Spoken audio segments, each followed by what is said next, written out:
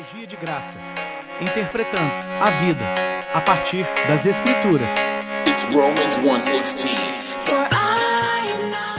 Fala galerinha, estamos aqui mais uma vez no Deco Edificando, o seu canal bíblico, podcast, estudo, aquele canal que procura desvendar o texto bíblico. Nós estamos estudando Atos dos Apóstolos. Meu nome é Clisman Braga. Meu nome é Pablo Rangel e hoje nós vamos conectar você a Atos capítulo 14. Então é isso aí, se você ainda não assistiu os outros vídeos dessa série, procure no nosso canal e comece lá pelo contexto. Nós já estamos tratando aí do livro de Atos há vários meses. Então você pode nos acompanhar melhor se você conseguir assistir os outros vídeos. É isso aí, também nos siga no Instagram, @teologiadegraca. E no YouTube também. No YouTube, e procure os nossos canais, as nossas redes sociais. Eu tenho certeza que você será edificado, tanto por esse vídeo quanto pelos cortes que a gente tem feito ali nas outras redes sociais. Então, vamos ao texto, Pablo. Vamos. Para falar sobre os cortes, quem faz os nossos cortes é o Clisman e olha, né, eu sou suspeito de falar, mas tá sensacional, viu? Até mesmo aqueles textos que tu coloca, tá muito bacana, tá bem intuitivo e é feito com muito carinho, tá? E esperamos que você acesse lá a nossa página no Instagram e curta, siga e compartilhe com outros também. É isso aí. Atos, capítulo de número 14. Bom, nós estamos na primeira viagem missionária de Paulo. Nós tratamos no capítulo 13 do início dessa viagem missionária. E ela termina aqui no capítulo 14. É como se ele estivesse prosseguindo mais um tanto e em seguida voltasse para Jerusalém. Então nós vamos ver aqui o restante dessa viagem missionária que Paulo faz juntamente com Barnabé.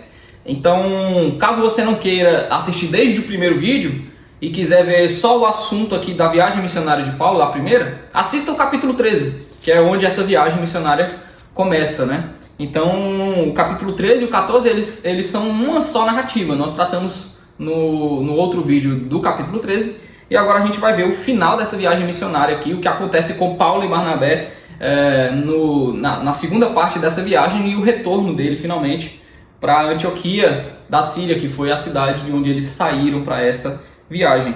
Em outras palavras, se você quiser saber o que aconteceu na primeira viagem de Paulo e Barnabé, você vai assistir capítulo 13 e capítulo 14. Exatamente. E assim, essa viagem ela durou por volta de 2 anos, Pablo. A gente olha aqui, são apenas 2 capítulos da Bíblia, né? Uhum. São poucas cidades que eles visitaram. Na verdade, assim, digamos, se a gente somar registradas, todas, né? Registradas. Se a gente somar todas aqui, que foram registradas, talvez, em torno de umas 10 cidades que eles passaram. Mas como o trajeto na época era feito apenas a pé, de barco, ou a cavalo, jumento, cavalo, enfim. Eles levaram 2 anos nesse trajeto. Então vamos ao texto. Até então, Paulo e Barnabé tinham pregado ali em Antioquia da Pisídia. Eles foram hostilizados. De Antioquia eles saíram para a ilha de Chipre eles visitaram de forma registrada 2 cidades, de uma ele foi lá para Antioquia da Psídia, que visitou Perge, de Perge eles subiram e agora eles estão indo para Icônio, aproximadamente 130 a 140 quilômetros da última estadia deles na cidade anterior. É isso, vamos ao texto. No capítulo 13, no final do capítulo 13, eles são hostilizados, eles sofrem uma perseguição lá na última cidade e aí eles fogem para Icônio. Em Icônio, Paulo e Barnabé entraram juntos na sinagoga judaica e falaram de tal modo que veio a crer grande multidão, tanto de judeus como de gregos. Mas os judeus não tinham crido, que não tinham crido, incitaram e irritaram os ânimos dos gentios contra os irmãos. Entretanto, Paulo e Barnabé ficaram bastante tempo em Icônio, falando ousadamente no Senhor, o qual confirmava a palavra da sua graça, concedendo que por mão deles se fizessem sinais e prodígios.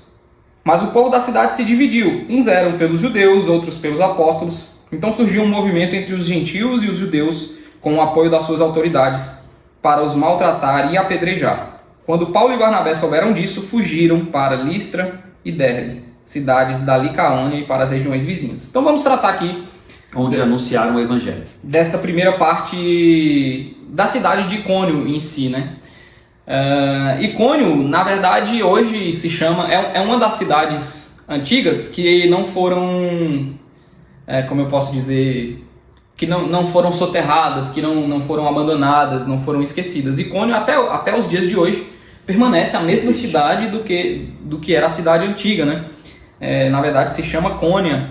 E é uma das principais regiões ali, uma das principais cidades da província da Galácia, da região sul ali dessa província da Galácia, na época do século I, né? Onde já podemos ter suspeitas fortíssimas que Paulo, quando escreveu a carta aos Gálatas, pode ter sido para essa região das igrejas onde foi registrado o Evangelho. Então, indicações fortíssimas. Sim. Na carta aos Gálatas. É porque quando a gente lê assim, carta aos Gálatas, a gente pensa, Galácia é uma cidade? Não, mas Galácia, na verdade, era uma província romana composta por diversas cidades. E justamente nessa primeira viagem missionária do apóstolo Paulo é que ele vai plantar essas igrejas das regiões ali, ou da região da Galácia, né?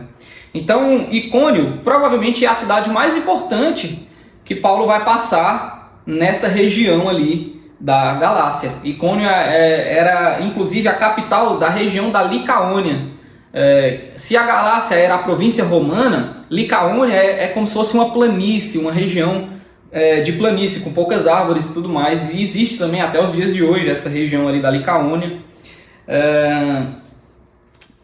Icônio também era um grande centro de comércio, até os dias de hoje também a cidade de Cônia, lá na Turquia, uma cidade importante, uma cidade que fica próxima ali da Capadócia, né? Ninguém conhece Cônia, mas a Capadócia, quando você fala de Capadócia, o pessoal quer viajar para Capadócia, né? Quer andar de balão. Então, Capadócia fica próximo ali dessa cidade chamada Cônia, e é a cidade de Icônio. Nessa grande cidade ali, uma cidade importante, Paulo e Barnabé, eles tomam a mesma estratégia de cidades anteriores. Eles chegam na cidade e vão primeiramente na sinagoga, onde eles começam a pregar ali a palavra do Senhor, né? O que a gente pode falar desse texto aqui, dessa pregação, né, Paulo?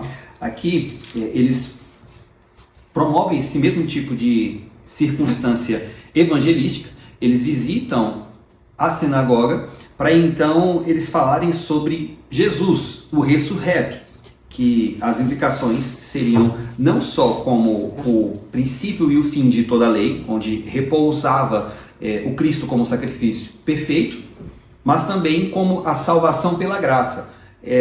De todo sabido que os judeus, e aí a gente vai perceber nos versículos seguintes, em que eles defendiam que a salvação era por mérito do cumprimento das obras da lei. E aí Paulo e Barnabé, aqui então, são chamados de apóstolos nos versículos seguintes. Aí a gente já pode caracterizar o seguinte: poxa, mas Barnabé não era de ofício apóstolo. Porque a palavra apóstolo, eu já estou aqui me adiantando, a gente vai seguir logo o seguinte, já para poder explicar. Eles são chamados de apóstolos aqui como de uma segunda monta, ou de uma segunda ordem.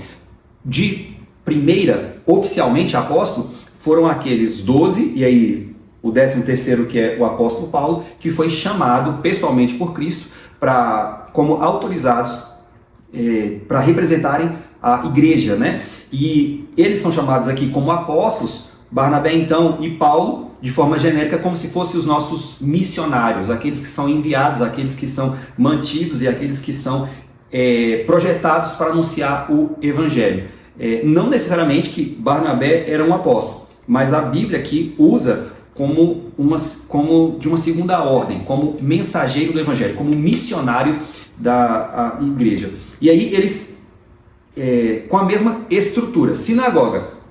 Diferente, já adiantando nos textos posterior, eles vão falar com os gentios, e aí eles usam uma estratégia diferente. Mas aqui, eles falando sobre Jesus, dão a Paulo e a Barnabé a palavra, muito provavelmente semelhante ao que aconteceu no capítulo 13, onde eles chegam na sinagoga, e aí é ofertada a eles, ou até eles mesmos são reconhecidos por eles para trazer uma palavra. E aí eles ficam irritados, a audiência fica irritada por ser, provavelmente, a maioria judeu, porque deveria ter os judeus, os prosélitos e os tementes a Deus. Distinções que nós já fizemos antes nos textos anteriores. E aí ele dá o prosseguimento, que ele ficou bastante tempo em Icônio, só que eles foram, de certa forma, expulsos de lá. O tema apóstolo é um tema que nós precisamos tratar nesse texto, porque é a primeira vez que o termo é utilizado aqui em Atos dos Apóstolos para se referir a homens que não eram os 12 de Cristo, né? Sim. Então nós vamos perceber o seguinte: no Novo Testamento, a palavra apóstolos ela é utilizada de duas maneiras. A primeira e mais comum é para tratar dos 12 apóstolos de Cristo. Uhum. É uma forma mais técnica que exigia o quê? O que essa forma apóstolo exigia? Que você tivesse visto Cristo, que você tivesse sido escolhido por Cristo, tivesse participado do ministério dele desde o batismo até a sua ressurreição, e tivesse sido selecionado pelo próprio Cristo para fazer parte dessa vocação, digamos assim. E aí nós chegamos o quê? Nos 12 apóstolos. Sim. Desses 12, Judas vai se suicidar e tudo mais, depois de entregar a Cristo. Quem entra no lugar de Judas? Aí Matias vai ser selecionado pelos apóstolos para substituírem Judas no ofício apostólico, para que se mantivessem os 12, né? No capítulo 1, quero muito que você veja, o Clisman fez uma defesa apaixonada por Matias. Veja porque Matias de fato foi escolhido para ser o 12º apóstolo. Então, dessa maneira técnica, só existiram 12, contando Matias substituindo Judas. Porém, o apóstolo Paulo vai fazer uma defesa do seu apostolado, por exemplo, lá em 1 Coríntios. Nascido como fora do tempo. Sendo que ele vai se colocar como o apóstolo dos gentios. Do Senhor. Sim, apóstolo do Senhor e dos gentios. Então, Paulo ele vai cumprir os requisitos técnicos de apóstolo como os 12 de Cristo. Sim. Ele vai dizer, olha, eu fui chamado pelo próprio Senhor, o próprio Cristo apareceu para mim e me chamou para ser um apóstolo. Atos capítulo 9, a gente tem o registro disso. E aí, por isso, o apóstolo Paulo vai se colocar como um apóstolo no mesmo grau, no mesmo nível que os 12 apóstolos de Jesus Cristo. Sim. Então, digamos que nessa forma técnica de se chamar apóstolo, só existiram os 12, mais Paulo. Mais o apóstolo Paulo. Então, seriam esses 13. Os apóstolos, a vocação apostólica com esse termo técnico de apóstolo. Ou seja, nos dias de hoje, alguns pastores se colocam como apóstolos. Uhum.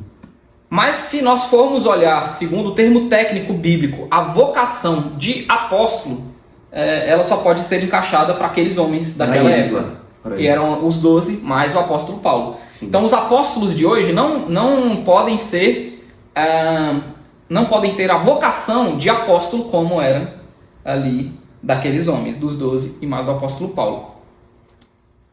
Então, digamos que o ofício apostólico Sim. se encerrou. Sim. Se encerrou ali com o apóstolo Paulo. Todavia, o Novo Testamento vai utilizar a palavra apóstolos, que é a segunda ordem, ou de segunda monta, de uma segunda maneira. Sim.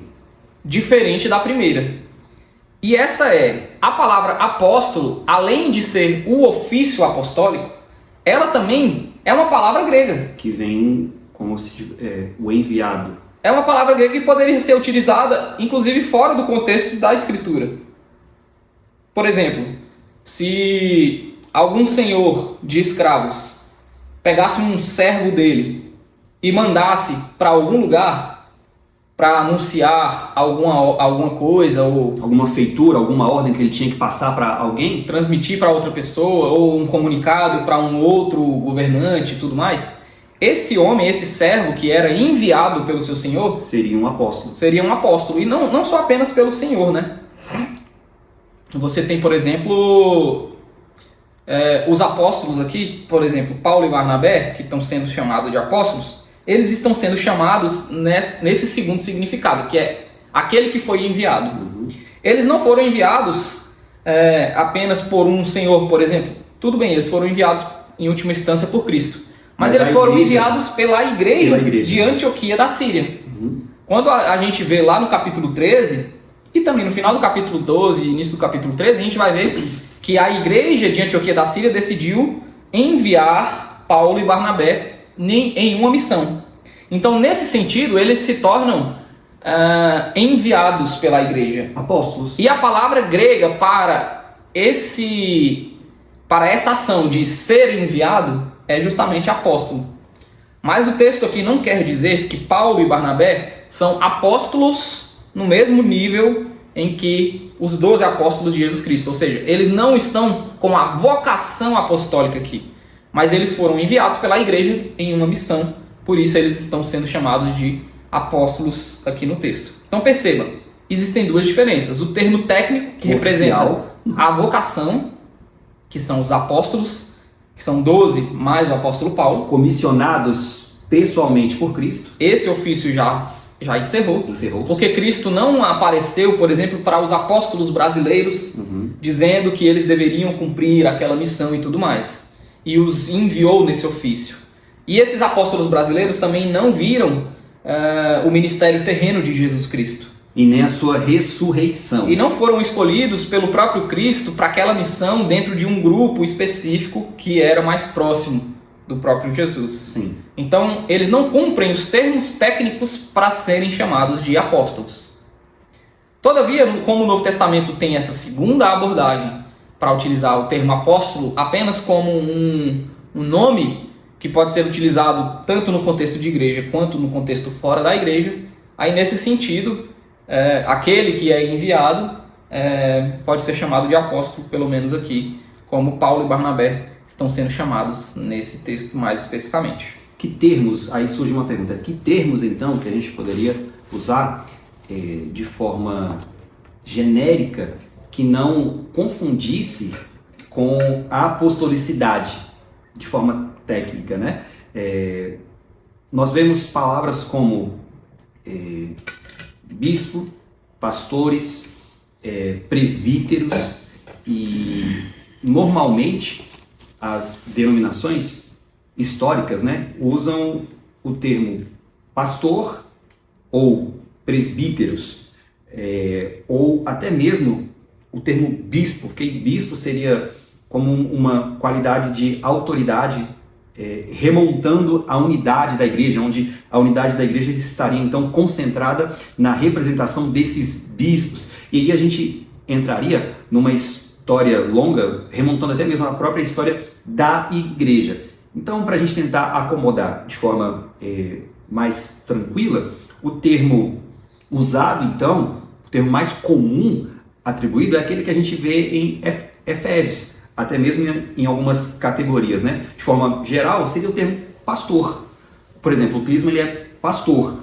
Ele pode ser, na qualidade, numa atmosfera maior, como um apóstolo. Aí fala assim, nossa, mas que heresia. Não, mas se a igreja em concordância o enviá-lo para um outro estado, para um outro país, ele estaria numa atmosfera na qualidade de apóstolo, mas de forma técnica, aí não. Ele seria reconhecido pelo povo ou como um pastor ou como um missionário.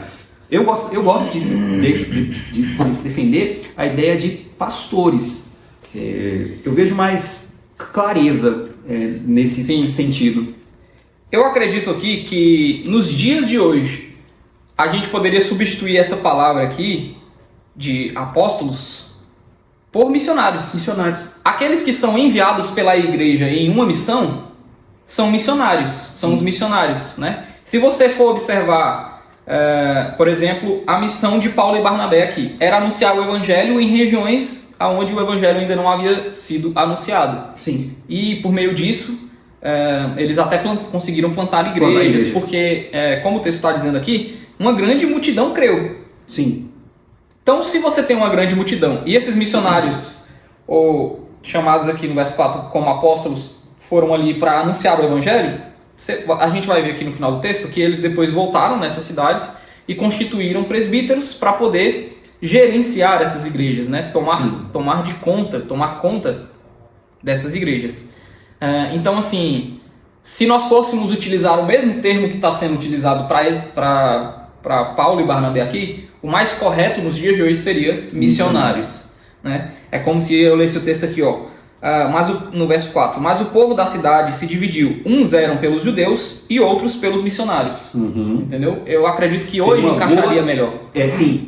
Seria uma boa, vou dizer assim, não é que seria uma boa tradução, é porque o texto que está sendo usado aqui é o literal, ele está pegando a palavra e... Do grego, é apostelos. Isso, está colocando apóstolos, mas para acolher no nosso entendimento, é isso que o Clisma está dizendo, na qualidade de missionários. Sim, por quê? Porque apóstolo para a igreja, para nossa igreja... A gente já corrompeu, né?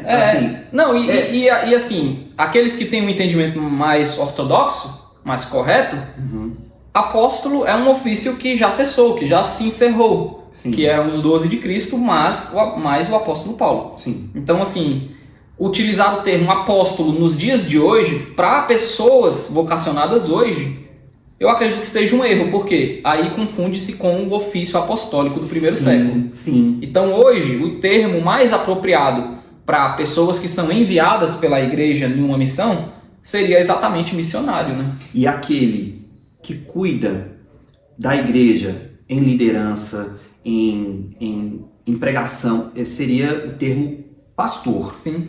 Pastor. Mano, eu queria lembrar aqui, acho que a gente pode até tocar mais nesse assunto, tá? Mas o versículo 3 me chama a atenção, dizendo assim: entretanto, Paulo e Barnabé ficaram bastante tempo em Icônio, falando ousadamente no Senhor. Aqui a gente pode inferir que eles pegaram os textos bíblicos, também do Antigo Testamento, mostrando em mesma correlação com o que eles estavam fazendo. Por exemplo, Paulo levantando-se nas sinagogas e mostrando que Jesus era o Cristo que haveria de vir. E aí, o qual confirmava a palavra da sua graça. Ou seja, o qual aqui está se referindo ao Senhor, né? O Senhor confirmando a palavra da sua graça, concedendo que por mão deles se fizessem sinais e prodígios. Aqui, assim, os apóstolos Paulo e Barnabé estavam fazendo sinais e prodígios por meio da palavra do Senhor, e essa confirmação vinha dele por meio de sinais e prodígios. Aqui é assim, os sinais e os milagres e os prodígios aconteciam conforme o Senhor concedia, e não porque eles mesmos, de forma direta e imediata, quisessem, mas o Senhor é quem concedia esses milagres, esses sinais, atestando que o que eles estavam pregando naquela região, entre aquele povo, vinha do Senhor. O que eu quero dizer os milagres não aconteciam porque eles queriam. Vamos fazer milagres aqui, vamos fazer sinais, como hoje a gente percebe, né? A noite dos milagres. A noite dos milagres. O culto dos milagres. Venha buscar o seu milagre. Cruzada dos milagres. Cruzada dos milagres. Como se pela mão de quem está na liderança, ou do pastor, ou do missionário, ou do apóstolo, entre aspas, tá? Viesse esse tipo de poder a partir da vontade dele. Mas o que o texto está nos ensinando aqui é que eles pregavam o evangelho. Eles pregavam a palavra do Senhor, confirmando que ele era o Cristo. E pela direção e vontade do Senhor, o que eles estavam ensinando era confirmado por meio de sinais e milagres e prodígios. E aí a gente consegue já levantar um sinal amarelo, né? Cuidado com pastores, mestres, que te prometem milagres. Se não for pela mão do Senhor, nada vai acontecer. Eu sempre entro naquela questão que a gente vem falando quando esses fenômenos acontecem aqui, que são relatados no livro de Atos. A gente vai ver sempre que tem um objetivo muito claro, que está associado à ideia principal do livro, que é de anunciar o Evangelho até os confins da terra, que é deles serem testemunhas de Cristo até os confins da terra. E aí quando você vê os apóstolos lá na região de Israel, e também agora Paulo e Barnabé aqui anunciando aos gentios nas regiões ali do Império Romano, você vai ver que esses sinais e prodígios, eles confirmavam o Evangelho, confirmavam que a palavra que eles estavam pregando era verdadeira. Porque em um contexto de várias palavras, de várias fés diferentes, um contexto politeísta que era o romano, ou até mesmo um contexto judaico, onde já existia uma religião estabelecida, onde aqueles homens já tinham a sua própria leitura do Antigo Testamento, como você pode provar que aquilo que você está dizendo é verdade? Porque o que nós cremos a nossa vida inteira é diferente do que você está anunciando. Nós imaginamos que é dessa maneira, né? Nós cremos em diversos deuses, ou, no caso dos judeus, nós cremos em Yahvé, cremos que a leitura do Antigo Testamento é a leitura que fala de um filho de Davi, de um Messias prometido que vai vir para conquistar o Império Romano e nos livrar das amarras desse estabelecer império. o seu reino. Porque, como você está dizendo, que esse Messias prometido, na verdade, é um carpinteiro que nasceu em Nazaré e que já foi morto. Como você pode provar que isso que você está dizendo é verdade? Então, os sinais e prodígios vinham nessa esteira de comprovar, de trazer veracidade para as palavras que eram anunciadas pelos apóstolos ali em Israel e agora por Paulo e Barnabé, e mais para frente Paulo e Silas e Paulo e seus companheiros no anúncio do Evangelho aos gentios. Então, sinais e prodígios estão aqui trazendo o quê? Uma confirmação. É como se você levasse uma certidão ou um documento para ser no cartório, para ser autenticado, reconhecido de que aquilo é verdade, de que aquele documento representa a verdade, que ele está trazendo uma informação verdadeira. A forma de autenticar a veracidade das palavras da mensagem dos apóstolos e de Paulo e Barnabé era justamente os sinais e prodígios. Era isso que diferenciava o que eles estavam pregando daquilo que estava sendo pregado por outras pessoas ali no contexto judaico ou mesmo no contexto romano, helenista, né? Então, perceba, os sinais, no primeiro século especificamente, tinham esse objetivo. É claro que os sinais e prodígios traziam alívio para a vida das pessoas, curavam pessoas, expulsavam demônios e tudo mais. O reino de Cristo vai fazer isso? Faz, claro que faz. A grande questão é, nós não podemos desassociar sinais e prodígios da missão principal, que era o anúncio do Evangelho, a conversão de pessoas, o testemunho de Cristo, e fazer com que essa palavra fosse confirmada por meio dos sinais e trouxesse as pessoas para a igreja, né? Convertesse as pessoas de fato, o coração dessas pessoas ao Evangelho. E a gente vai ver que é isso exatamente que está acontecendo aqui no texto, né? Quando no verso 1 diz que quando Paulo e Barnabé chegaram a Icônio e anunciaram, né, o Evangelho, falaram de tal modo que veio a crer grande multidão, tanto de judeus como de gregos. Mano, e ainda, nessa comunicação do Evangelho, nesses fenômenos extraordinários, há pessoas que não creem. Ainda que aconteçam fenômenos extraordinários, que dentro deles, né, eu quero dizer que sim, englobam sinais, prodígios e milagres, há pessoas que não creem, há pessoas que acabam se irritando contra tudo isso que estava acontecendo para o bem, porque de certa feita, que é o que o Clisman acabou de dizer, traz alívio tanto físico quanto espiritual. Agora, essas pessoas vendo esses tipos de fenômenos extraordinários ficam irritadas, ao ponto que, ainda que as pessoas pudessem crer somente com a palavra do Evangelho, outras pessoas que viam esses milagres não criam na mensagem do Evangelho. Porque quando você olha aqui, mas o povo da cidade se dividiu, uns eram pelos apóstolos, pelos judeus, outros pelos apóstolos. Então surgiu um movimento entre os gentios e os judeus com o apoio das suas autoridades para os maltratar e apedrejar. Aqui você percebe que, se um milagre acontecer, fulano então acreditaria. Não necessariamente.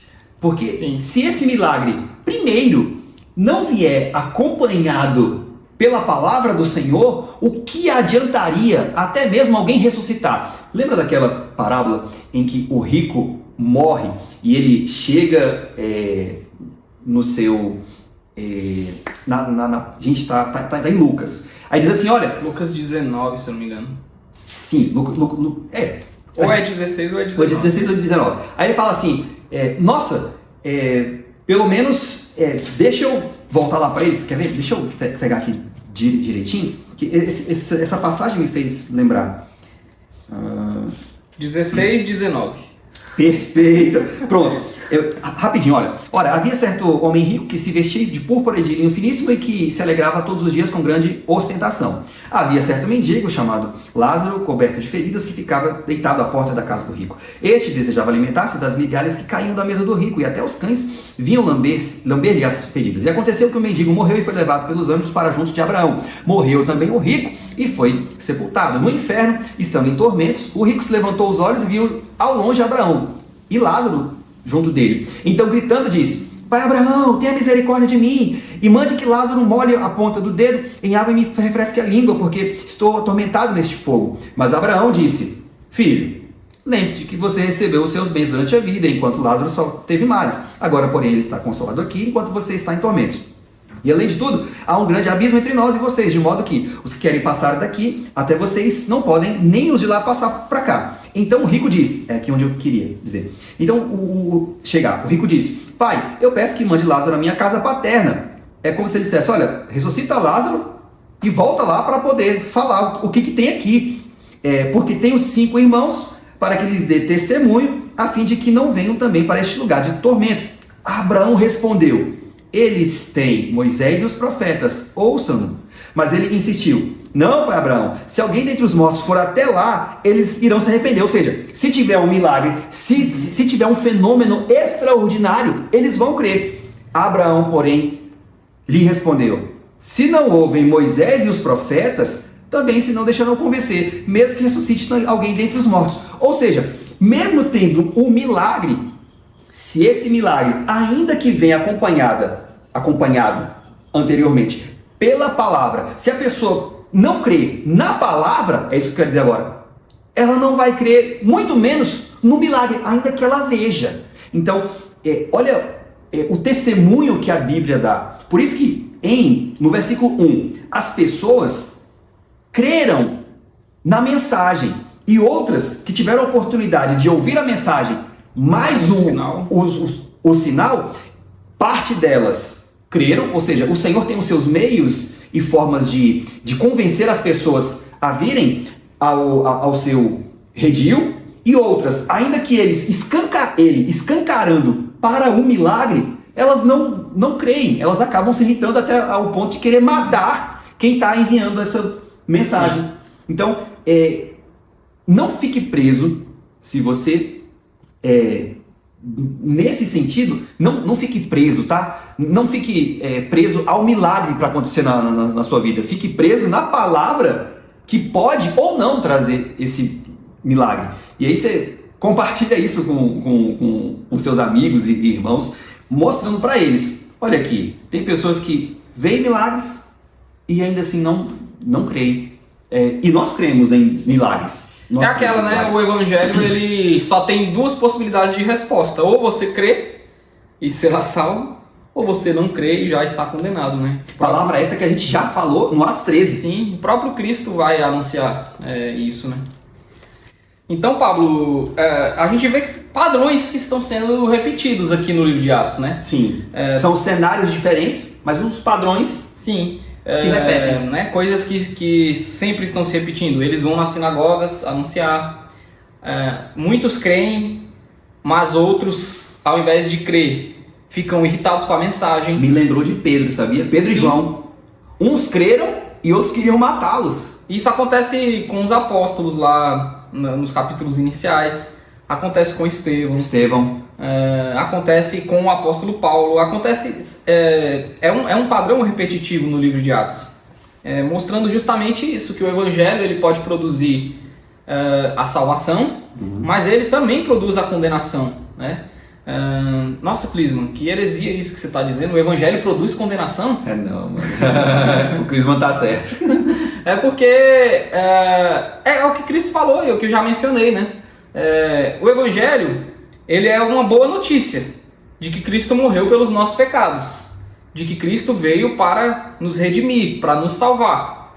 Só que, da mesma forma que os que foram destinados para a salvação recebem isso com alegria, com entusiasmo, com fé, aqueles que não irão crer de maneira nenhuma, que rejeitam, que têm os seus corações obstinados para seguirem fazendo o mal, eles vão rejeitar. Falou bonito. Eles não vão crer. Obstinados. Falou bonito. Mas é a verdade.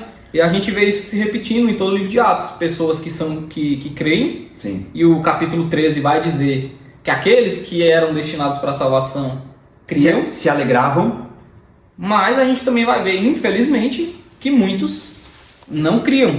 E o texto vai dizer, inclusive, no verso 5, que surgiu um movimento entre os gentios e os judeus, com o apoio das suas autoridades, para os maltratar e apedrejar. Apedrejar aqui é para matar mesmo. E a gente vê aqui que o evangelho ofendia de maneiras diferentes, né?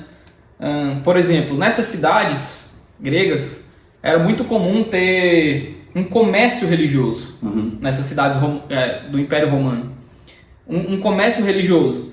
Você tinha, por exemplo, nos gentios, esse comércio, onde a gente vê aqui, até em Atos, em outros capítulos, falando, por exemplo, de magos, de pessoas que faziam adivinhação, de pessoas que vendiam os seus serviços de magia, de profecia e tudo mais, né? De revelações, de adivinhações. Atos 8 e Atos 13. Então, para além disso, existia um comércio de amuletos, estatuetas, um comércio de oferendas onde você podia comprar para sacrificar para os seus deuses.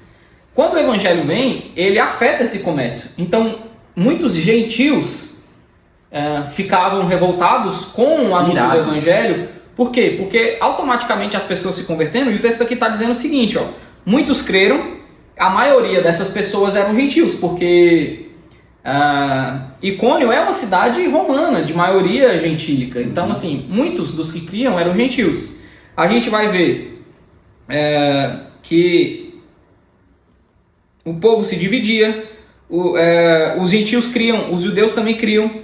Mas a gente vai ver o seguinte, o texto aqui está dizendo também, que eles, no verso 3, Paulo e Barnabé ficaram bastante tempo em Icônio. Ou seja, com o tempo, o comércio religioso que era estabelecido na cidade é afetado. Isso vai incitar a ira, a raiva de quem perde a renda. Para quem depende daquilo. Então, onde o seu amor e a sua vontade e se o seu serviço estão em coisas fora do Senhor, sim, fora de Jesus. E aí, onde o coração deles estava?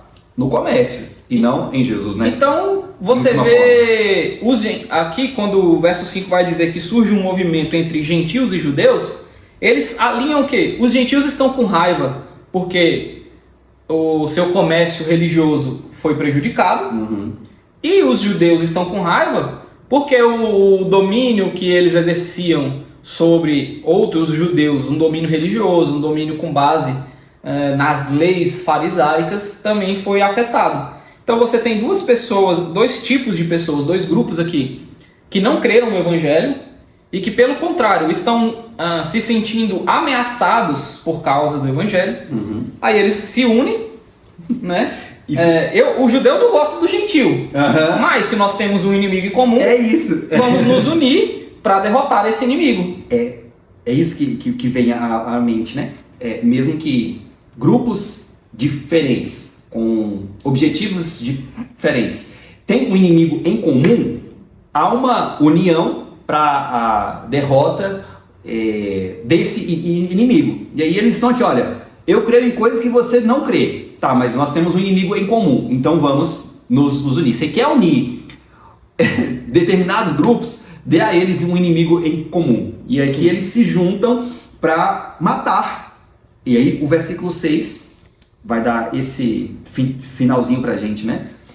Você lê pra gente? Quando Paulo e Barnabé souberam disso, ou seja, desse complô que foi formado entre gentios e judeus e as autoridades para os matar, no caso aqui maltratar e apedrejar, quando eles souberam disso, eles fugiram para Listra e Derbe. Na verdade, Listra ficava a 32 quilômetros de distância de Icônio. Então eles fogem para Listra, primeiramente. Depois eles vão para Derbe, né? Mas primeiro eles fogem para Listra, cidades da Licaônia, e para as regiões vizinhas, onde anunciaram o evangelho. Então, Paulo e Barnabé passaram um tempão ali em Icônio, porque o verso 3 vai dizer que eles passaram um bom tempo ali. Fizeram com certeza discípulos, mas também fizeram inimigos. E aí eles fogem para Listra, aonde eles vão começar novamente o anúncio do evangelho. Meus irmãos, nessa fuga, faz-nos lembrar Atos capítulo 8, onde vem o movimento da perseguição para matar os cristãos. O que acontece? Eles fogem. Aqui também tem para matar os mensageiros do Senhor, Paulo e Barnabé. Qual é a primeira intenção? Qual é a primeira intuição deles? Fugir. Atos 8, existe fuga. Atos 14, existe uma fuga. Atos 8, a dispersão do evangelho, ela acontece em maior proporção, porque pessoas foram para outras cidades. Aqui em 14, olha o finalzinho do versículo 7, onde anunciaram o evangelho. E aqui, nós já falamos sobre o primeiro mártir, né? Tá lá em Atos capítulo 7, de Estevão. O que a gente quer trazer aqui? A igreja sofreu muitos martírios. Então, se você tiver a oportunidade, pelo evangelho, de ser perseguido e, nessa perseguição, sofrer ameaça de morte, conselho, não fique para morrer. Não fique para morrer. Fuja. Porque é nessa fuga onde a palavra do Senhor vai ser anunciada. Por exemplo, como diz o pastor Augustus Nicodemos, né? Se no Brasil tiver perseguição física contra os cristãos, acredito que alguns vão ficar até a morte. Mas se a gente tiver oportunidade para fugir para países ou lugares onde a morte não será iminente, nós vamos fugir para então anunciar o evangelho do Senhor. Então, é bom ser mártir? É o sangue deles, né? Como já foi dito, com o sangue deles que nós escrevemos o evangelho na história, né? O sangue dos mártires. Mas se a gente tiver a oportunidade de fugir, a gente foge, tá? Foge. Aí, lá em Listra, Pablo, eles vão... A gente vai ver a mudança de padrão aqui, que é o seguinte.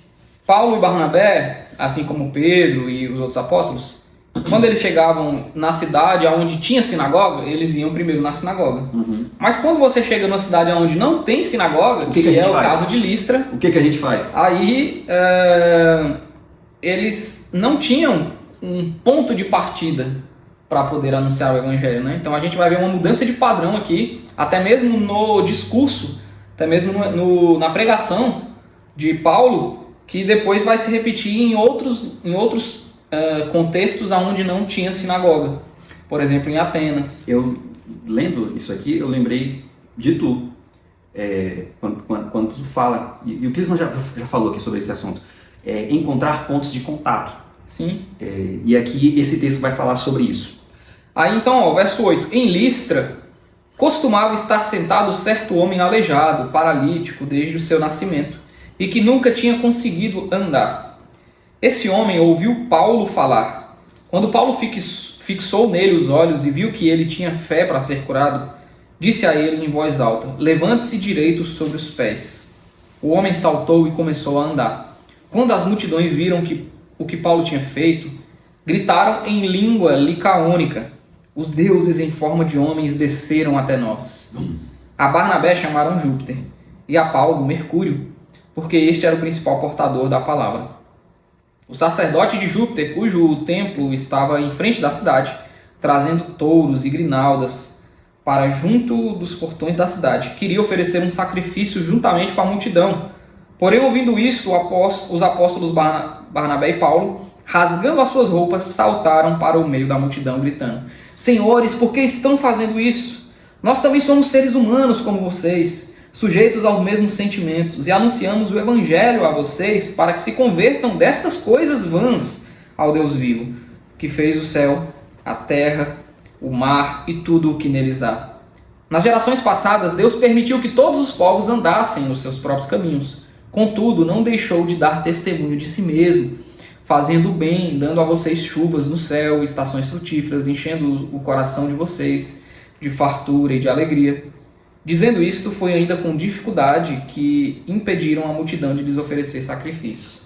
Então a gente está vendo aqui em Listra essa mudança de padrão. Por quê? Porque em Listra não tinha sinagoga.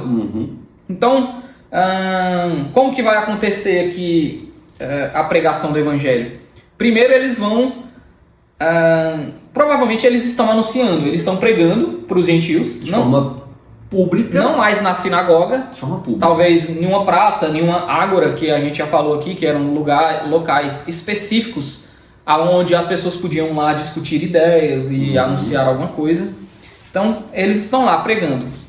Nessa praça, nesse local público, nesse local provavelmente de grande movimento, tinha um paralítico, que provavelmente a cidade toda já conhecia. E aí, é engraçado que o verso 9 vai dizer que ele ouviu Paulo falar. Ele estava prestando atenção, e muita atenção. E aí, quando Paulo fixou nele os olhos e viu que ele tinha fé para ser curado, Paulo dá o comando e aí aquele homem é curado, né? Interessante aqui, primeiro, ele ouviu Paulo falar e teve fé, né? Ou seja, a fé vem pelo ouvir, e o ouvir da palavra de Deus. Então, assim, esse homem teve fé, esse homem creu. E Paulo percebeu isso, né? Muito provavelmente com o discernimento do Espírito. Quando os textos falam sobre discernimento do Espírito e tudo mais, é justamente isso aqui que Paulo tem, esse feeling de olhar para a multidão e perceber que tem um homem que tem fé, que está crendo no que ele está dizendo. E aqui, em outras palavras, é assim: Deus deu a Paulo o discernimento espiritual para olhar para aquela pessoa. Só que, anteriormente, Paulo percebeu que essa pessoa estava olhando para ele de forma atenta e prestando atenção nas palavras. Mas para que essa pessoa pudesse ouvir de forma atenta, assim como outros personagens que a gente vai ver posteriormente, a gente vai citá-los nos próximos vídeos, é porque o Espírito Santo abriu o coração dessa pessoa para dar a atenção à própria mensagem. Por exemplo, em Romanos capítulo 5, versículo 5, diz assim: Ora, a esperança não nos deixa decepcionados, porque o amor de Deus é derramado em nosso coração pelo Espírito Santo que nos foi dado.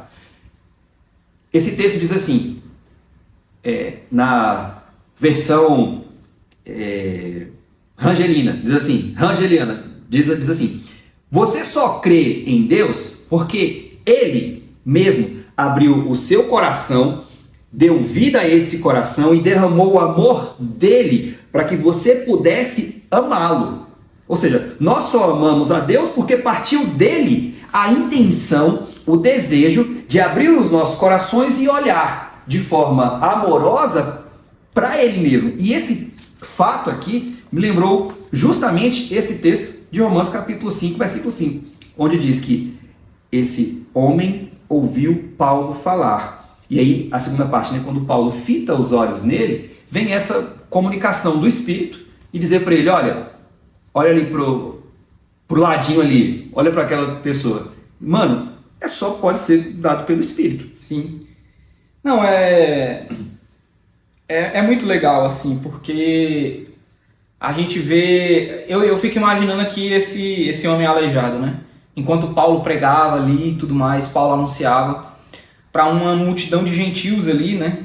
Então, eu acredito que ele olhava para Paulo assim e concordava. Paulo falando e muito provavelmente ele Uhum. balançando a cabeça. Ou às vezes, sei lá, levantando as mãos, sabe? E de forma atenta. É. Porque a gente, ó, eu tenho certeza que quando você tá pregando, você sabe quais são as pessoas que estão assim. Prestando atenção. Você sabe. Então, e aí vem o Senhor de certa feita aí e vai nos motivando e contribuindo para que a gente se aproxime mais. Por exemplo, tem uma mensagem do pastor Paul Washer, onde ele diz que ele está num lugar, muita neve e tal, ele foi pregar nesse lugar, e enquanto ele estava pregando, chegou um homem em um semblante caído, e o pastor Paul Washer fala que ele parou de pregar na mensagem que ele estava e pegou um ponto dessa mensagem e acabou desviando toda a direção dessa mensagem para aquele homem, porque ele estava com um semblante caído. E ele falando sobre o evangelho, no final do culto, o pastor Paul Washer chega nesse homem e começa a conversar com ele, e esse homem tem um bilhete, uma carta de algum médico dizendo que ele estava em dias para morrer, e ele estava muito triste com tudo isso, né? Poxa, ele pega João 3,16, começa a explicar para ele e orar junto com ele, e lê uma vez, lê 2, 3, 4, 5 vezes, e como se ele tivesse já assim, caramba, acho que eu vou deixar agora, eu já fiz o que eu tinha que fazer. Aí por último, ele pede para esse homem lá ler esse texto, e do nada ele fala para o pastor Paul Washer: mas por que você nunca me falou sobre esse texto? Ou seja, é o próprio Espírito que invade, que abre o nosso coração para a leitura, confirmando mais uma vez aquela palavra de Lucas capítulo 24, que se o Senhor não abrir os nossos corações para ouvir a sua palavra, a gente não vai ouvir. Mano, é quanta dependência em cima de dependência, é quanta misericórdia em cima de misericórdia do Senhor por nós, e isso precisa nos deixar pequenininhos, sabe? Com o coração cheio de temor por Ele mesmo, cheio de terror inicialmente, né? Quando vem, e temor na base de amor à obediência, amor à honra por Ele. Então, parece que envolve tudo isso daqui, né? Ele ouvindo isso, né? Lindo, lindo, lindo. E aqui acontece, a gente vai perceber aqui os problemas de você pregar em um contexto politeísta, em um contexto diferente do judaico, né? Onde, como o Clisman já disse, né?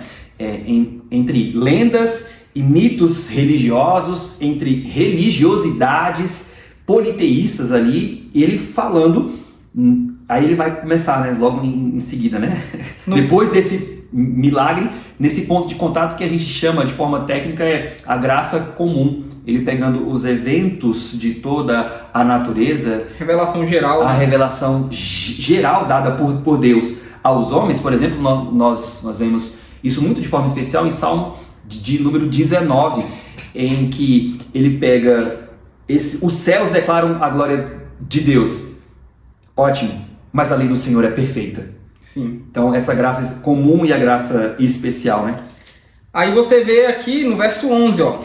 Quando esse homem foi curado, aí o que aconteceu em Listra ali no meio dos gentios? Quando as multidões viram o que Paulo tinha feito, gritaram em língua licaônica: os deuses em forma de homens desceram até nós. Explica pra gente o fundo.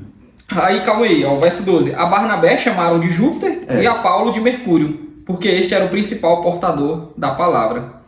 Aí você vai ter aqui duas questões. Primeiro, eu acredito que os apóstolos não perceberam de imediato o que esses homens estavam pensando sobre eles, quando eles gritam aqui em língua licaônica. Talvez eles não perceberam porque eles estavam gritando em uma língua que não era o grego koiné. Talvez não tivesse domínio dessa língua, né? Então, assim, porque você percebe aqui que foi um movimento, primeiro eles olham para eles e falam: olha, deuses em formas de homens desceram até nós. Depois, começam a chamar Paulo e Barnabé de Júpiter e de Mercúrio. Logo em seguida, o sacerdote de Júpiter cujo templo estava na frente da cidade, trazendo touros e grinaldas para junto dos portões da cidade, que queria oferecer um sacrifício juntamente com a multidão. Ou seja, aconteceu um movimento aqui que durou um certo tempo, né? E Paulo e Barnabé olhando, né? Ou às vezes pregando, continuaram anunciando. A pregar também. Aí, quando que eles perceberam de fato? No verso 14, ó. Porém, ouvindo isto, os apóstolos Barnabé e Paulo, rasgando as suas roupas, saltaram para o meio da multidão, gritando: Senhores, por que estão fazendo isto? Né? Então, o que está acontecendo aqui? Existia uma lenda lá na região, né, Paulo? De que anos atrás, muito tempo atrás... Vai ter que fazer o corte. Isso aqui é muito importante para você entender. Olha o pano de fundo religioso. Então, não é apenas você ler o texto e falar assim, isso daqui. Olha, presta atenção no pano de fundo religioso para poder você entender esse texto. Aí agora eu cortei o Clisma por Clisma explicar, só para chamar a sua atenção, tá? Você tem que lembrar que isso aqui é uma região que hoje é o Império Romano, mas já foi um lugar de domínio grego, né?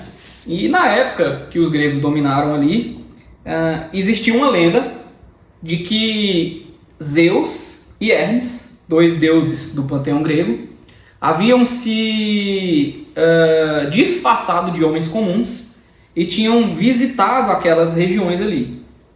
Eles bateram de porta em porta na cidade, nas casas da região, e disse que 1000 casas não receberam, rejeitaram eles. Muito provavelmente, a lenda diz que eles estavam disfarçados de homens comuns e pediam guarida, abrigo nessas casas, batendo de porta em porta. 1000 casas não os receberam. Aí diz que uma casa que finalmente eles bateram, receberam. Um casal de idosos. Receberam.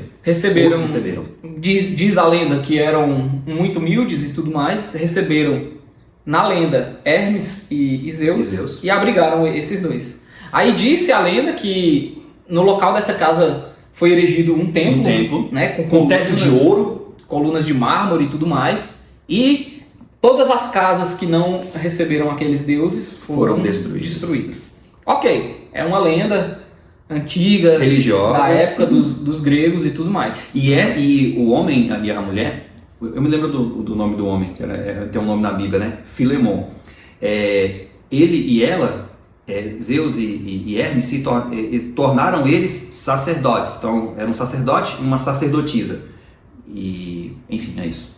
Não, aí você vai ter essa lenda religiosa, depois os romanos vão dominar a região e tudo mais, mas as lendas permanecem, né? Só trocaram os nomes. A gente vai ver que o Império Romano era extremamente helenista, né? Então, helenista o quê? De tradições gregas e tudo mais. Os deuses do panteão grego vão ter os seus próprios nomes romanizados. Algo parecido com o que acontece nas religiões de matriz africana aqui no Brasil, que tiveram nomes das suas divindades mescladas com o catolicismo romano, e aí surgiram, né?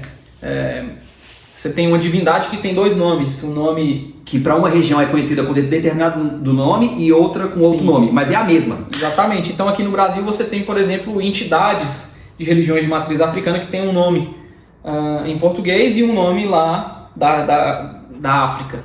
Aí, aqui é o que acontece a mesma coisa. Zeus, para os romanos, vai se chamar de Júpiter. E Hermes vai ser chamado de Mercúrio. Então, o que acontece? Quando Paulo e Barnabé, pregando ali, fizeram um milagre, operaram esse sinal miraculoso, o que aqueles cidadãos que tinham em mente essa lenda religiosa já impregnada nos corações pensaram? Vendo aquilo, eles gritam: opa, aconteceu a mesma coisa que agora. Ou seja, para não sermos destruídos, vamos honrá-los. Vamos honrar, porque na lenda não reconheceram que eram os deuses. Na verdade, não os abrigaram. Então a gente agora está vendo que eles estão aqui de novo. Vamos fazer diferente. Vestido, disfarçados de homens comuns. Mas são deuses. Por quê? Porque operaram um sinal miraculoso. Aí chamaram Barnabé de Zeus ou de Júpiter e Paulo de Mercúrio, que no caso aqui era Hermes. Porque era Paulo que estava falando. Sim. Aí você percebe, né? O que acontece? Existia um templo também o texto vai dizer, né, no verso 13, que o sacerdote de Júpiter, cujo templo estava em frente da cidade, então já tinha um templo, você percebe que a religião era importante, era relevante no contexto da cidade de Listra, né? Você tinha um templo em frente à cidade, você tinha essas lendas religiosas que permeavam o imaginário daquelas pessoas. E ainda, olha só o que o texto diz, né? Eles trazendo touros e grinaldas para junto dos portões, que lhe ofereciam um sacrifício juntamente com a multidão. Mano, esse texto aqui me lembra muito que existe a divina semente no coração, demonstrando, ainda que de forma não escrita, de que aqueles que pecam, que erram contra alguém que é superior a ele, precisa sofrer uma punição. E a punição seria a morte. E então, no lugar de você morrer, alguém entraria no seu lugar em forma desse sacrifício. Mano, lembrando, e aí a mensagem do evangelho, certeza, impactaram eles anteriormente, né, antes disso daqui, mostrando, olha, provavelmente Paulo pregando, olha, veio Cristo e morreu pelos nossos pecados, ele é o sacrifício perfeito. É o sacrifício de uma vez por todas. De uma vez por todas. E aí uma mensagem que não é apenas comum ao judaísmo, mas que existe um contato e existe uma similaridade com outras religiões, com outras crenças, né? Lindo, né? Sim. Lindo.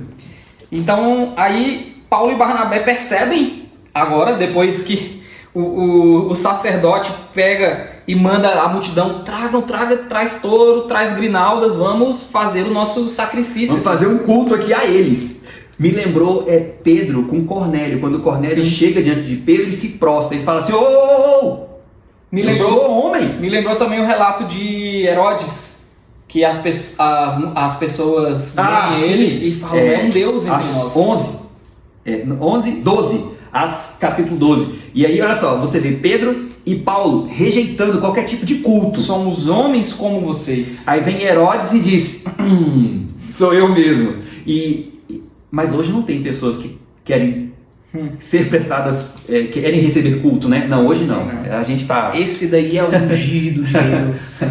Esse é o apóstolo, eita. Esse é o enviado. Esse homem tem poder mesmo. Eu preciso que ele ore em mim.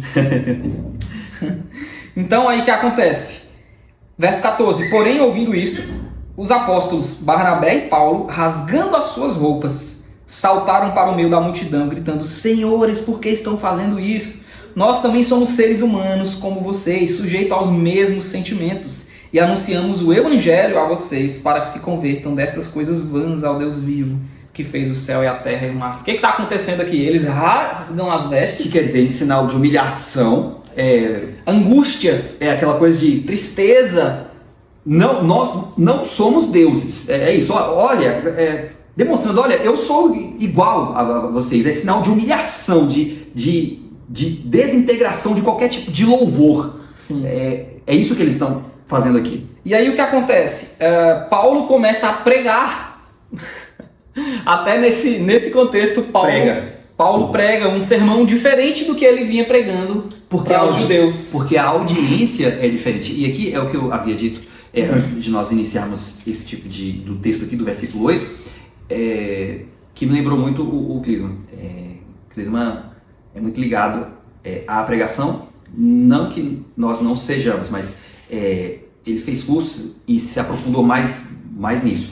É que a audiência sendo diferente, o ponto de contato com eles também seria diferente. Por quê? Para os judeus, como nós já dissemos aqui, eles sabiam da Bíblia. Então, o ponto de contato mais primitivo, mais palpável para eles, era o quê? Era o Antigo Testamento hoje, né? Para nós, era a Bíblia. Com eles, eram essas estações, eram as colheitas, era o mundo porque Paulo era de Tarso, né? Uma metrópole e tudo mais. E a gente vai ver depois que fica até aqui na região, né? Próximo. Então Paulo conhecia, Paulo era um cidadão romano, ele sabia o que esses homens adoravam, né? Muito provavelmente Paulo sabia que existiam divindades, a divindade do sol, a divindade da lua, a divindade da colheita, a divindade dos mares, das águas. E em Listra era uma cidade de fortíssima agricultura. Então, ele falar para eles, olha, o que vocês estão colhendo, a fartura, a alegria que vocês sentem do resultado delas, isso vem do próprio Deus, que criou os céus e a terra. Então, a imagem para eles acaba, de certa forma, e intencional, dizendo, nossa, então quer dizer que não são os deuses, e sim o Deus vivo. Então, é muito presente, é muito forte esse ponto de contato, que hoje nós poderíamos dizer assim, que de forma apologeta, Paulo está fazendo não só uma defesa do Evangelho, mas pregando o Evangelho a partir daquela cultura e mostrando que... De uma forma que eles pudessem entender. Né? Se conectar com aquilo. Eu lembro de quando eu era, na minha juventude, eu jogava um jogo chamado Age of Empires. Age of Empires. O que era, mais ou menos? Eram civilizações antigas, então você podia, por exemplo, jogar com os egípcios ou com os gregos e tudo mais, né? Aí, como funcionava? Você precisava construir um exército, e para construir o exército e edificações, você precisava fazer plantações, colher e tudo mais. Então tinha madeira, tinha pedra, tinha comida e tudo mais. Quando você edificava, por exemplo, um altar a um deus tal, a sua colheita se multiplicava, ou seja, você conseguia colher mais. É mais ou menos o que eles acreditavam aqui. Então tinha provavelmente o deus da colheita. Sim. Tinha a divindade da colheita. Então você fazia sacrifícios, você adorava aquela divindade, esperando que a sua colheita se multiplicasse, que a sua colheita melhorasse. E aí Paulo vai justamente nesses deuses, nesse contexto politeísta. Se tem o deus da colheita, se tem o deus dos mares, se tem o deus da terra, se tem o deus do sol, se tem o deus que vocês acreditam que faz todas essas coisas, aí ele fala o seguinte, olha só, no verso 15, senhores, por que estão fazendo isso? Nós também somos seres humanos como vocês, sujeitos aos mesmos sentimentos, e anunciamos o evangelho a vocês, para se convertam destas coisas vãs ao Deus vivo. E aqui ele dá um nome a Deus, né? Olha, o Deus vivo. Se vocês creem, por exemplo, em Zeus, Júpiter, Hermes, Mercúrio, Afrodite, se vocês creem nesses deuses, eu quero apresentar para vocês um outro Deus. Na verdade, um único Deus. Na verdade, o Deus vivo, né? Ou seja, esses deuses que vocês creem são deuses mortos. São deuses que não existem, são deuses que não têm vida, que não se comunicam. Eu quero apresentar para vocês um Deus vivo, que fez o céu, que manda a chuva, a terra que dá o alimento, fez o mar, que vocês andam, tudo o que neles há. Nas gerações passadas, Deus permitiu que todos os povos andassem nos seus próprios caminhos. Contudo, não deixou de dar testemunho de si mesmo, aqui a revelação geral. Sim. Fazendo o bem, dando a vocês chuvas do céu, estações frutíferas, enchendo o coração de vocês de fartura e de alegria. Dizendo isto, foi ainda com dificuldade que impediram a multidão de lhes oferecer sacrifício. Então, assim, a multidão, percebendo que Paulo está fazendo isso, rasgando as vestes, anunciando que eles não eram deuses, que eles eram homens, e pregando o Deus que está acima de todos os outros, né? O que ele vai dizer lá em Colossenses capítulo 1, pregando o Deus que é um Deus vivo, que é o Deus criador de tudo, e por meio do qual todas as coisas foram criadas. Aí, ainda com dificuldade, aqueles homens, tá bom, beleza, então vocês não são Zeus e Hermes, vocês não são Júpiter e Mercúrio, né? Tem certeza? Será que vocês não estão querendo enganar a gente, disfarçar? Tem certeza? Então eles com dúvida ainda, sabe, com dificuldade, e eles, não, pode ter certeza, nós não vamos destruir 1000 casas, pode ter certeza, larguem essas coisas vãs, isso são coisas vãs. Deixem de acreditar nessas coisas. Nós estamos apresentando para vocês algo muito superior, algo muito maior. É exatamente o que Paulo vai escrever aos Colossenses posteriormente, né? Que eles queriam acreditar nessas coisas vãs, em outros deuses, em espíritos superiores. Paulo, deixa tudo isso para trás, porque o que eu estou apresentando para vocês é muito maior do que tudo isso. E sempre com intencionalidade. Eu queria frisar isso. Sempre com intencionalidade. Partindo, seja da escritura ou do mundo criado, para apresentar o evangelho. Aí você pensa assim, poxa, eu tenho amigos que creem que a Bíblia é a palavra de Deus. Bom, você vai apresentar o evangelho com as próprias palavras da Bíblia.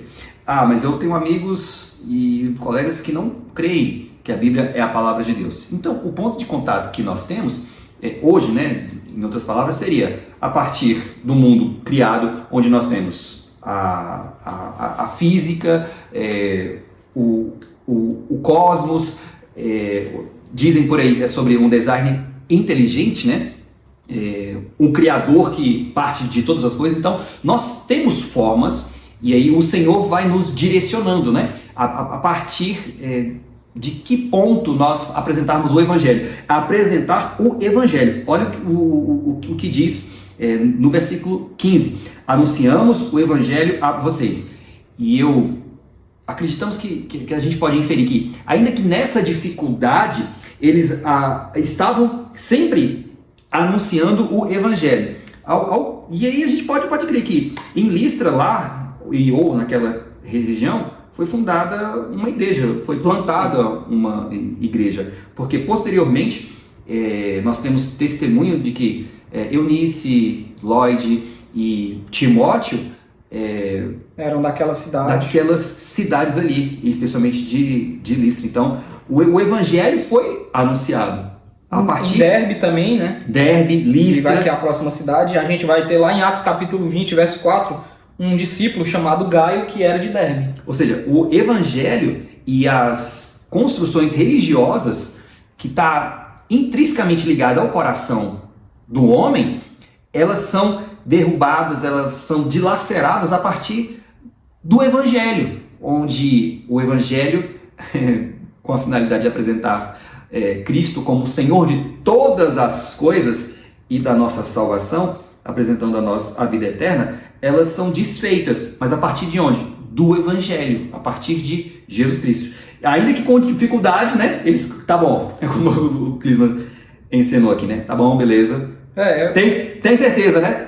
Aí, até sim, porque é o Evangelho. Eles não queriam convencer ninguém pela força e tudo mais. Sim. Então, assim, eles já tinham a noção, que é o que o verso 3 vai dizer, que o Senhor, ele vai trazer aqueles que foram destinados à salvação. Então, o papel dele era anunciar o Evangelho em todo o tempo, e isso ele está fazendo.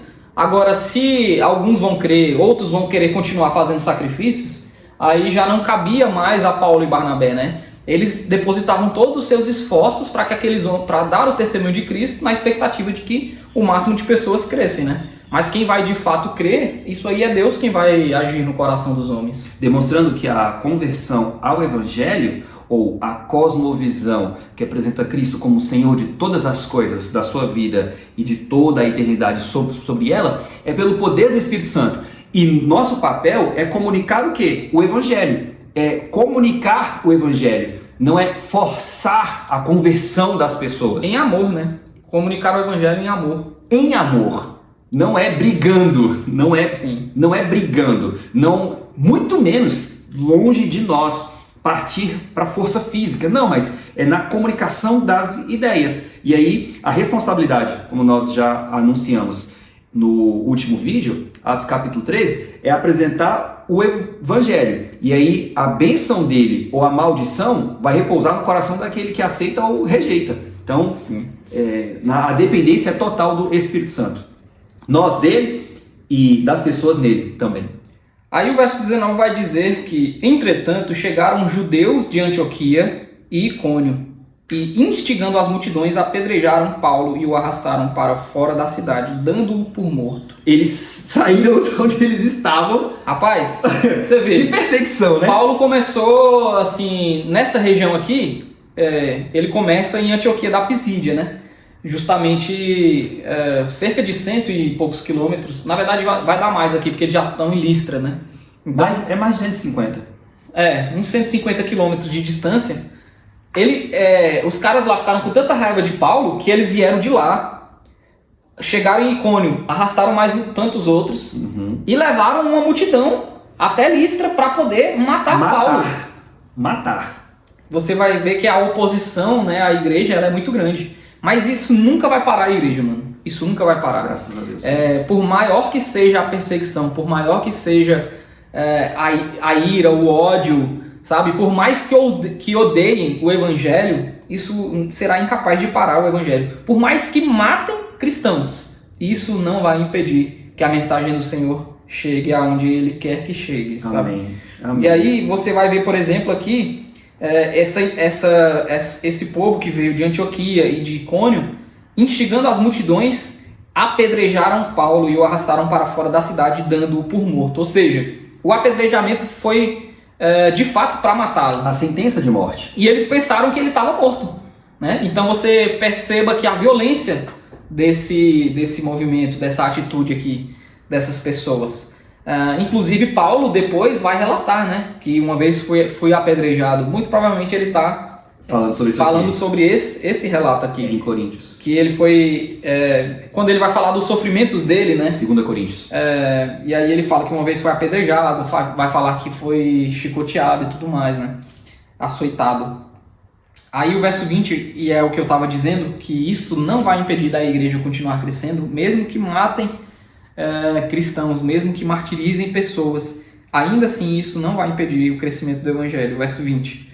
Mas, quando os discípulos o rodearam, ele se levantou e entrou na cidade. Eu acho que até foram para sepultar, né? Sim, para prantear. Prantear, assim como fizeram com Estevão. Mas o que acontece é que Paulo se levantou. Isso aqui é um milagre também. Oh. Porque ele estava na condição de morto, né? Embora ele não tenha morrido, o texto não fala que ele morreu, mas ele estava dado por morto, ou seja, foi aquele apedrejamento como se fosse um espancamento. Ele ficou a ponto de deixar desacordado, debilitado. E até o que a gente pode inferir é que, mano, eu já vi um apedrejamento. Tá aí no YouTube, se tu quiser ver. Foi até com uma mulher. Mano, que cena feia. Mano, meu Deus. Aí tu imagina as pessoas enfurecidas, mano. Enfurecidas. Sim. Pra matar. Ninguém atira pedra se não for pra isso. Deviam ser pedras grandes. Mano. Pesadas. E com certeza tirou lascas do corpo de Paulo. Eu imagino na que cabeça, Paulo ficou todo ensanguentado, todo cheio de feridas, de hematomas. Sim. Porque dando... E desacordado. Muito provavelmente ele estava Sim, desacordado. mano. Sim. Quando esses homens terminaram o apedrejamento. Mas de uma forma miraculosa, ele se levantou e entrou na cidade. Né? Provavelmente até com as suas próprias pernas, porque diz que ele se levantou. O texto não diz que os discípulos levantaram o apóstolo Paulo e o carregaram para a cidade. Ele se levantou e entrou na cidade com as suas próprias pernas. Ou seja, mostrando aqui que o Senhor de fato operou até um milagre aqui na recuperação do apóstolo Paulo. E no dia seguinte ele foi com Barnabé para Derbe. Aí eles saem de Listra e vão para uma cidade próxima, que é Derbe, né? Derbe. 90 e poucos quilômetros de Listra. Não era tão próximo assim, não. Mas... sem cair, vamos colocar assim. Aí eles vão para Derbe. Em Derbe, o texto não vai relatar muito o ministério deles lá em Derbe, né? Só vai dizer no verso 21 que, tendo anunciado o evangelho naquela cidade e feito muitos discípulos. O que ele vai dizer lá, a gente indo lá para o capítulo 16, versículo 1, né? Paulo chegou também a Derbe e a Listra. E havia ali um discípulo chamado Timóteo, enfim. Então, vai citar Derbe de novo posteriormente, né? Então, houve conversões. Sim, o texto está dizendo, e tendo anunciado o evangelho naquela cidade e feito muitos discípulos, Paulo e Barnabé voltaram para Listra, Icônio e Antioquia, fortalecendo o ânimo dos discípulos, exortando-os a permanecer firmes na fé e mostrando que através de muitos... Calma aí. Então, eles andam mais tantos outros quilômetros até Derbe, aonde eles finalizam a missão, a viagem. É o ponto mais distante que eles chegam, né? A cidade de Derbe. Não fala muito sobre o ministério deles lá em Derbe, mas fala que muitos discípulos foram feitos. Foram feitos lá em Derbe, né? Se converteram ao Senhor. E aí Atos 24 vai dizer de um discípulo desse que era Gaio, que era de Derbe. Então, assim, muito provavelmente não vai relatar aqui, porque foi algo parecido com o que aconteceu nas outras cidades. Sim. Eles chegaram, anunciaram, pregaram, ficaram um tempo. Milagres. Porque, perceba, a viagem toda durou 2 anos, cerca de 2 anos. Então, assim, eles passavam um tempo em cada cidade, fortalecendo, anunciando, juntando a quantidade de discípulos. Aí agora eles vão voltar. E aí tinha duas rotas para eles voltarem. Eles podiam ir por terra, passando de Derbe, chegando em Tarso, que era a cidade de Paulo, e aí continua descendo até chegar em Antioquia da Síria. E era um caminho menor, bem menor na verdade. Mas a decisão deles foi de voltar pelo caminho que eles fizeram para fortalecer os irmãos. Essa decisão vai mostrar algo muito interessante do apóstolo Paulo, uma característica interessante. Paulo não era um missionário apenas que ia, passando e convertendo e vai para o próximo e aí... Ele amava pastorear. Ele volta em cada cidade, mesmo sabendo da perseguição, Paulo. Em Listra, ele quase foi morto. Quase foi morto, mas ele decide, juntamente com Barnabé, voltar por essas mesmas cidades, mesmo sabendo que era odiado, que tinha sofrido perseguição, que poderia ser morto novamente. Ele amava aqueles discípulos que ele foi formando no decorrer do caminho. Amava tanto que ele fala para Barnabé, muito provavelmente, Barnabé, nós temos que voltar fortalecendo essas igrejas, edificando, constituindo líderes para essas igrejas, para que eles não fiquem desamparados. Homens idôneos, homens de uma mulher só, de boa reputação, que é tudo isso que ele vai escrever para Tito e Timóteo, quais eram as qualificações de um presbítero, né? Então eles vão edificar o quê? Pastores para aquelas igrejas, líderes, para os quais, posteriormente, o apóstolo Paulo vai escrever as cartas. Por exemplo, se Tito comunicar, e Timóteo. Ver como que aquelas igrejas estão crescendo, como que está o ensino do evangelho, se porventura tem alguma heresia. Aos Gálatas, por Inclusive, exemplo. a carta aos Gálatas vai ser escrita justamente para essas regiões aqui. Listra, Derbe, Icônio. Onde os judeus, ainda que acreditando no evangelho, queriam forçá-los à circuncisão. E aí Paulo, na carta aos Gálatas, disse assim, olha, então se vocês fizerem isso, então vocês não entenderam o evangelho. E o amor deles, Gálatas capítulo 3, na NVT, eles traduziram assim, Gálatas capítulo 3, eu preguei tanto para vocês, ao ponto de mostrar para vocês, de forma de imagem, na mente de vocês, o Cristo crucificado. Sim. A NVT traz essa versão muito linda, muito linda. Então o carinho deles, o amor dele pelos discípulos, sim, pela igreja. Essa é uma característica marcante do apóstolo Paulo. Pela igreja. O seu amor por aqueles discípulos que eram feitos no decorrer das suas viagens, da sua plantação de igreja. Então eles voltam, né? Paulo e Barnabé voltaram para Listra, Icônio e Antioquia, fortalecendo o ânimo dos discípulos, exortando-os a permanecerem firmes na fé e mostrando que através de muitas tribulações nos importa entrar no reino de Deus. O evangelho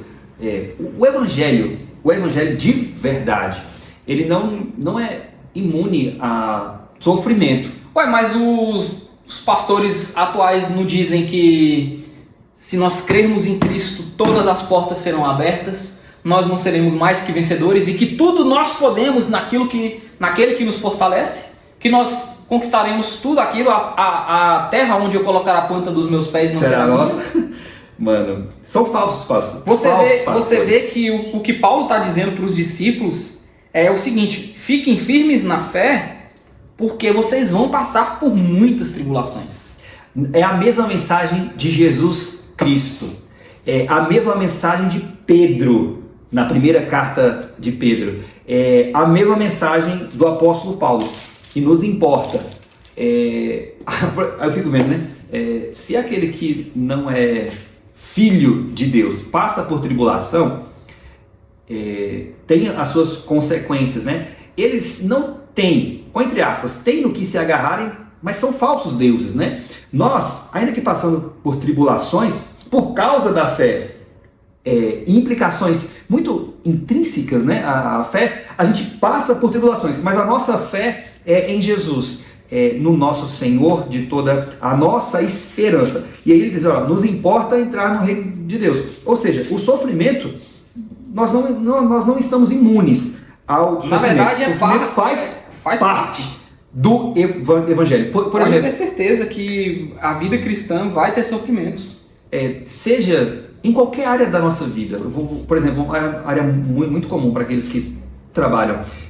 Se o teu chefe pede para você fazer algum tipo de situação que é contrário até mesmo à lei dos homens e muito mais à lei de Deus, se você participa desse fato que é ilícito, você não está dando testemunho do Senhor, você não está santificando o nome dele. Agora, se você rejeita, se você não quer fazer aquilo, você provavelmente será perseguido. Então você está sendo perseguido no nome de Jesus, ou por causa dele, e não necessariamente de forma explícita por causa da sua fé, mas de modo anterior às suas ações, tem os seus princípios, tem a sua própria cosmovisão, onde você vai ser perseguido por causa dela.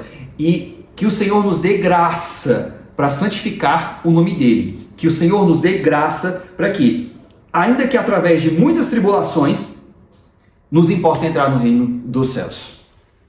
Aí eles continuam a jornada, e aí no meio dessa jornada eles vão o quê? Promovendo-lhes discípulos, promovendo-lhes em cada igreja a eleição de presbíteros. Depois de orar com jejuns, os encomendaram ao Senhor em quem haviam crido.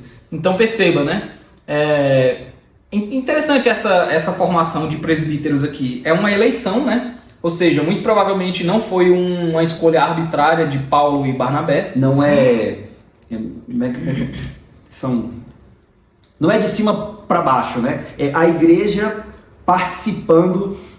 A própria igreja. Não é episcopal, né? É isso. Não é episcopal. Não é eles aqui, né? Na qualidade de apóstolos, escolhendo quem iria ficar, seja por afinidade ou enfim, mas é a igreja reconhecendo, e aí são aquelas características que são descritas lá em Tito e em Timóteo, que a igreja vai percebendo e disse, olha, esse aí seria ou será o nosso pastor, o nosso líder, enquanto ele estiver fiel no Senhor. A igreja precisa reconhecer os pastores antes deles serem ordenados ao ministério. Os próprios pastores. A própria igreja já tem que reconhecer, né? Eu por exemplo, utilizo o meu próprio exemplo.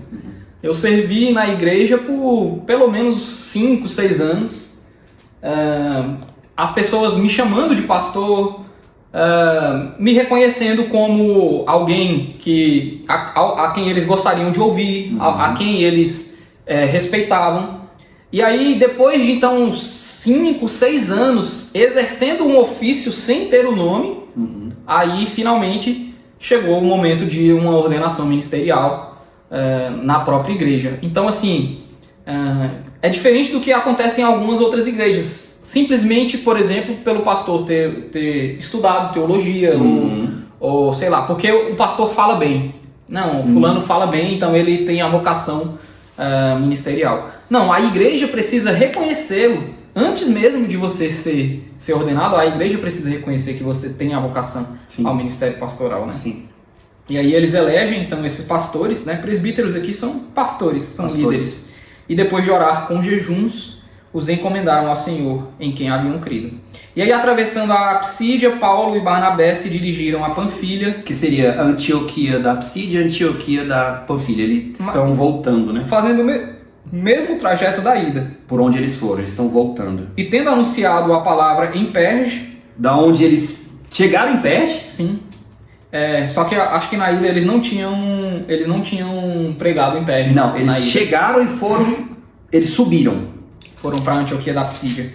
Então Perge era uma cidade onde eles ainda não tinham anunciado o evangelho. Aí o texto no verso 25 vai dizer que eles anunciam a palavra lá. Muito provavelmente eles voltando, aí Paulo olha para Barnabé. Rapaz, nós não falamos aqui, hein? Vamos falar aqui. Passamos com pressa, vamos anunciar. Sim. E aí eles anunciam o evangelho lá em Perge.